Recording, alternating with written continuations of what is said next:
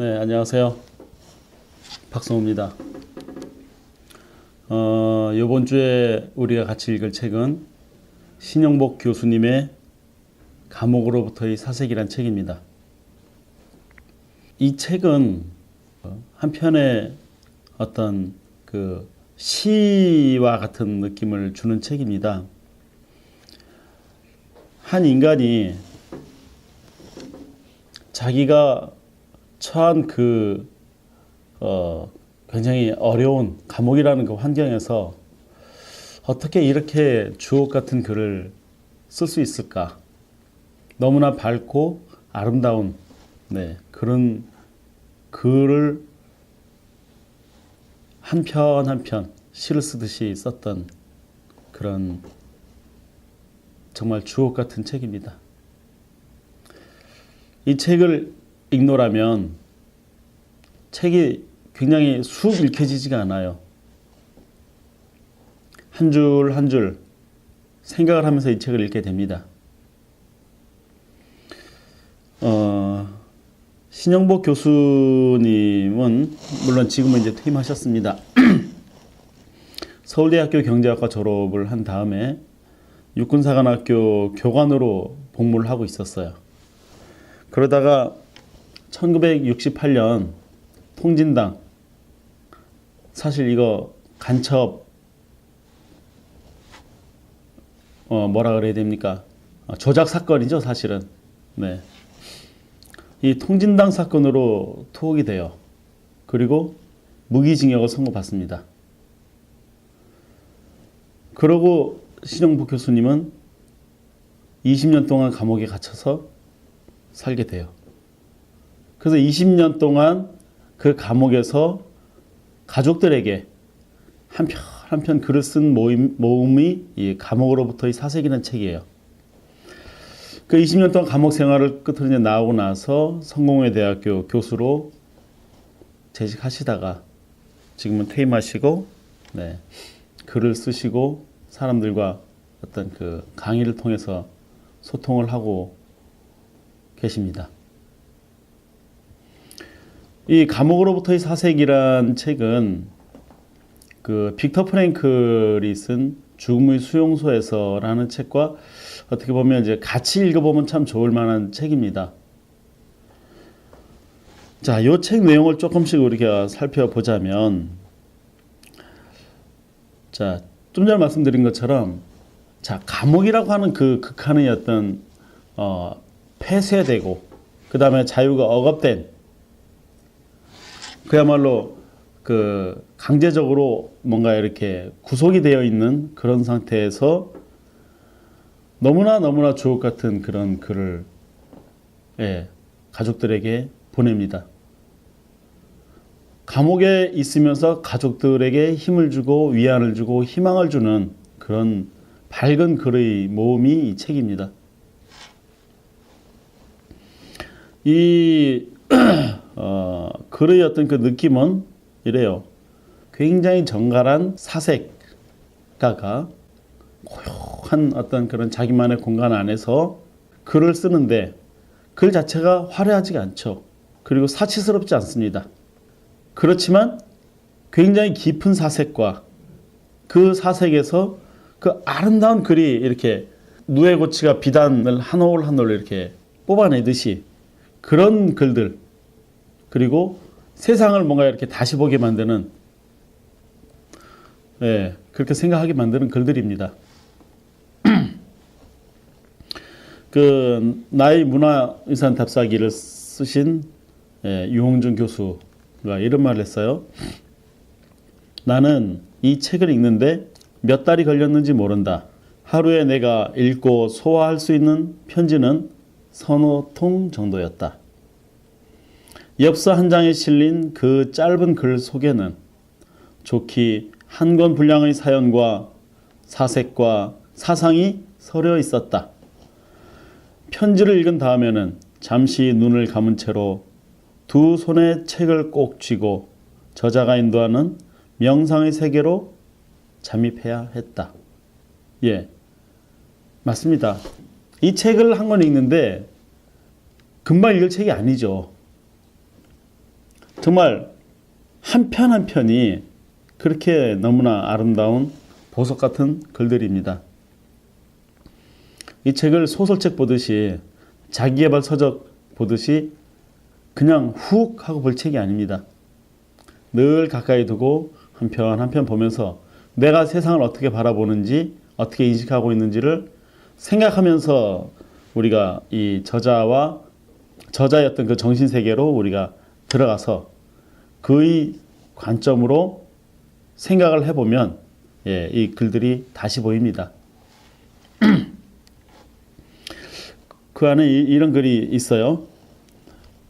없는 사람이 살기는 겨울보다 여름이 낫다고 하지만 교도소의 우리들은 없이 살기는 더합니다만 차라리 겨울을 택합니다.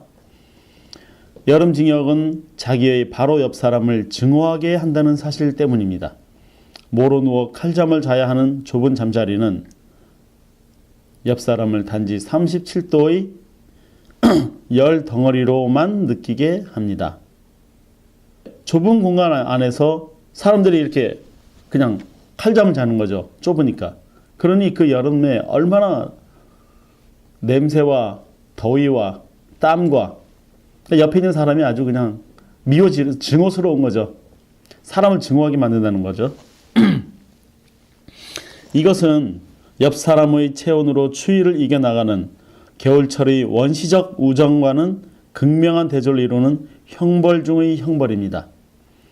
자기의 가장 가까이에 있는 사람을 미워한다는 사실, 자기의 가장 가까이에 있는 사람으로부터 미움을 받는다는 사실은 매우 불행한 일입니다.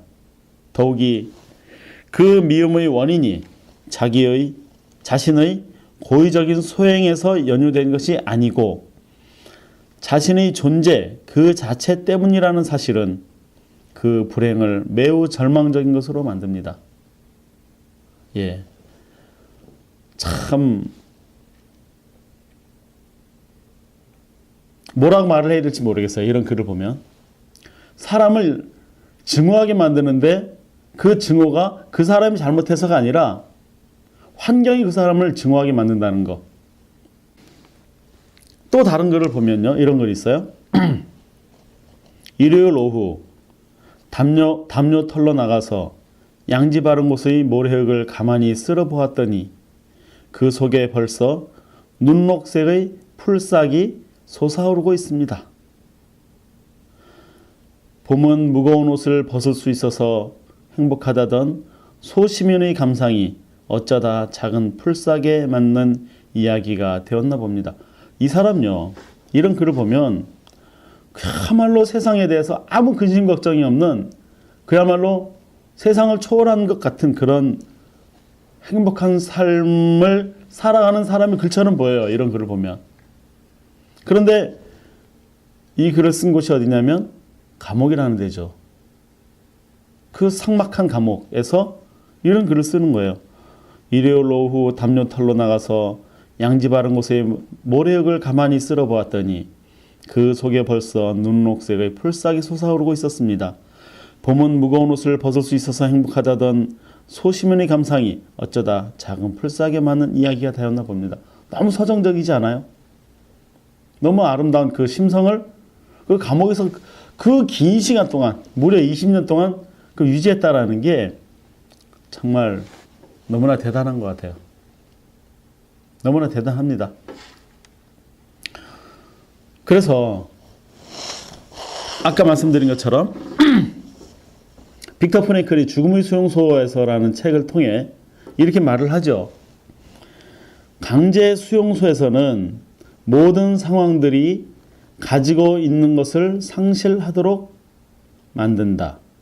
평범한 삶에서는 당연했던 모든 인간적인 목표들이 여기서는 철저히 박탈당한다.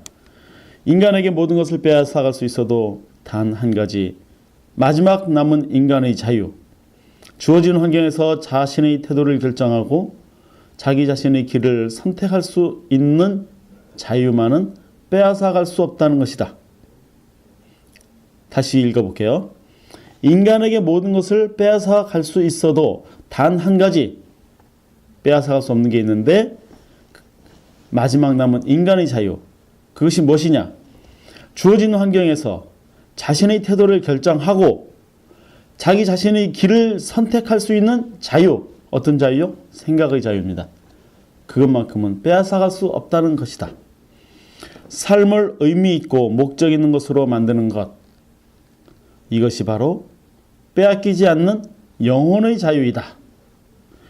삶을 의미 있고 목적 있는 것으로 만드는 것. 곳이 감옥이고 수용소일지라도 내가 어떻게 생각하느냐에 따라서 그 상황을 의미 있고 목적 있는 곳으로 생각을 바꿀 수 있다는 거죠. 이것이 바로 빼앗기지 않는 영혼의 자유다. 우리가 살면서 많은 절망적인 상황과 그 다음에 굴욕, 그 다음에 인내해야 되는 그런 상황들, 이런 것들이 많이 있어요. 정말 많은 사람들이 대한민국에서 1년에 하루에요. 하루에 43명이 자살한답니다. 왜요? 삶의 희망을 놓쳤기 때문에.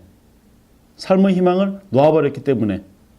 그러나 우리가 삶을 의미 있고 목적 있는 것으로 만드는 이런 영혼의 자유를 우리가 발견할 수 있다면 세상을 다른 관점으로 볼 수 있을 겁니다. 이 책을 통해서 어떤 관점으로 생각을 공유해야 될지 이야기를 나누시길 바랍니다. 네, 감사합니다.